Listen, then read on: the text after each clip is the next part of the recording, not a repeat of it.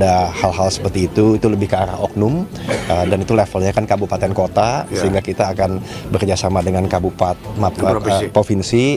Tanpa ada lelang, porsinya harus jelas tanpa ada lelang. 5 triliun untuk Kadin, 3 triliun untuk Kadin tanpa ada lelang. Mereka yang mengaku sebagai pengusaha lokal diduga meminta jatah proyek senilai 5 triliun rupiah tanpa proses lelang. Sekelompok orang ini pun meminta agar dilibatkan dalam pembangunan proyek strategis nasional itu. Menanggapi hal tersebut, Kapolres Cilegon telah melakukan mediasi dengan melakukan pertemuan antara kedua pihak yang dijembatani oleh polisi. Kita mediasi, sudah kita lakukan pertemuan, hanya miskomunikasi saja antar pengusaha asing dan pengusaha lokal di Kota Cilegon. Sudah kita mediasi dan kita ultimatum, tidak ada pengancaman, kemudian tidak ada intimidasi. Apabila ada, kita tindak tegas. Alhamdulillah kemarin berjalan dengan lancar mediasinya, dan kedua belah pihak juga bersepakat tidak adanya ancaman maupun premanisme seperti itu. Sementara itu, Saudara, Ketua Umum Kadin Indonesia, Anindya Novian Bakri, menyampaikan akan mengecek sejumlah pengusaha yang diduga meminta jatah proyek pembangunan pada pengusaha asing di Cilegon. Anin juga menyebut akan mengirim tim untuk berdiskusi dengan pemerintah setempat dan sejumlah pihak lainnya membahas hal tersebut.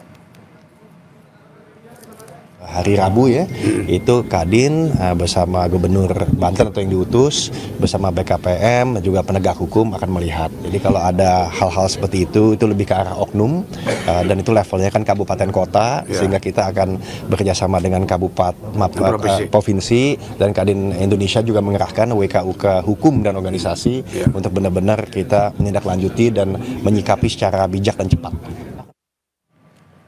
Pengusaha lokal di Cilegon, Banten menyayangkan aksi minta jatah proyek oleh pihak yang mengaku bagian dari organisasi pengusaha di Kota Cilegon yang viral di media sosial. Hal ini dikhawatirkan bisa menimbulkan persepsi bahwa pengusaha di Cilegon melakukan aksi premanisme. Selain itu, aksi ini juga berpotensi mengganggu iklim investasi di Banten. Perhatikan, tapi jangan sampai ada menuntut hak yang berlebihan gitu kan, itu yang sebetulnya sehingga akhirnya menimbulkan persepsi seolah-olah bahwa pengusaha Cilegon itu menyatakan dirinya tidak beda jauh dengan premanisme gitu kan. Saya tidak mau seperti itu, bahwa posisi sebagai pengusaha harus kita jaga marwahnya.